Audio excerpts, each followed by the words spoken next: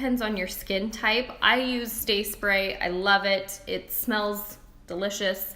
And I spray it on after I put my makeup on.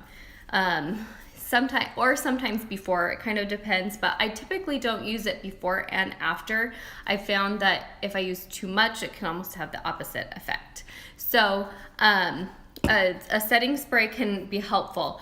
If you're just wanting it to last all day, but you don't necessarily have super oily skin, then I just recommend you dust a little bit of setting powder. And I love this one I get it at Walmart. And it's called Air Spun. So you can just dust, on your face to help it last a little bit longer throughout the day. If you have oily skin and that doesn't do the trick for you. Sorry, this is driving me nuts. My dishwasher keeps going. Okay, so I highly recommend, this is called our Perfector. It's kind of like a beauty blender, but way better and less expensive. So if you're a fan of beauty blenders, I highly recommend you try this. It's so soft and it works amazingly well. So I don't know if you've heard of the term baking, and you don't have to go to quite the extreme of baking. I'll kind of show you the difference.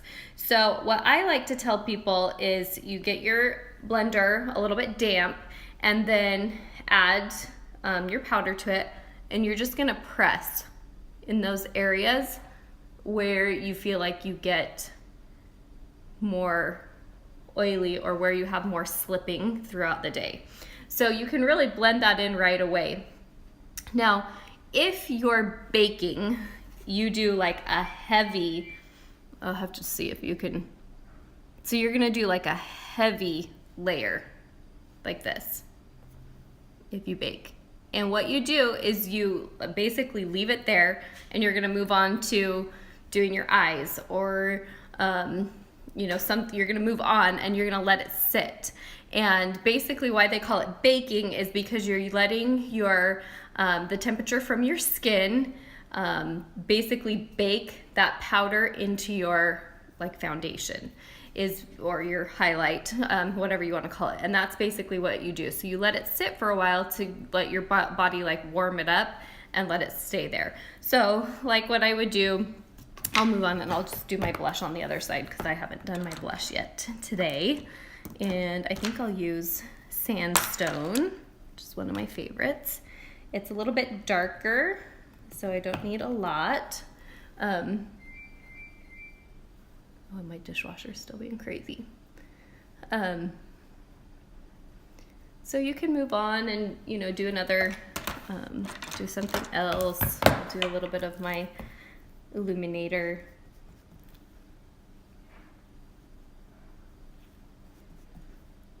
But then what you do when you're baking is you go back, and then you're just gonna, this is the fluffy side that I use for my powder and stuff. You basically dust it off. And I don't know if you can, it's hard to see. So it just gives it a nice matte baked finish. So a lot of times when you see makeup artists where they have that really matte finish, they've probably baked. I love glowy skin, but if you're someone who has oilier skin, it's probably not your favorite look. So, and I like different looks for different things. For an everyday look, I like a good, glowy, healthy skin. But if you're wanting to keep the makeup, all day long and making it last, then these are really good techniques to use to make it last all day. So, a good perfector, a good setting powder, and a good setting spray can make a huge difference in having that makeup last all day. And especially in the areas where you feel like you get oily faster. So when I do makeup, especially for photo shoots and things like that on girls who have a little bit oilier skin, I always do it around the chin, around the nose, and then usually through here, and then sometimes on the forehead. So it really just depends on the skin type. So that is a quick overview on under eyes and how to troubleshoot with oily skin. And I hope you learned something. If you have any other questions about baking or how to deal with oily skin or under eyes, shoot me a DM. I hope you have a great day.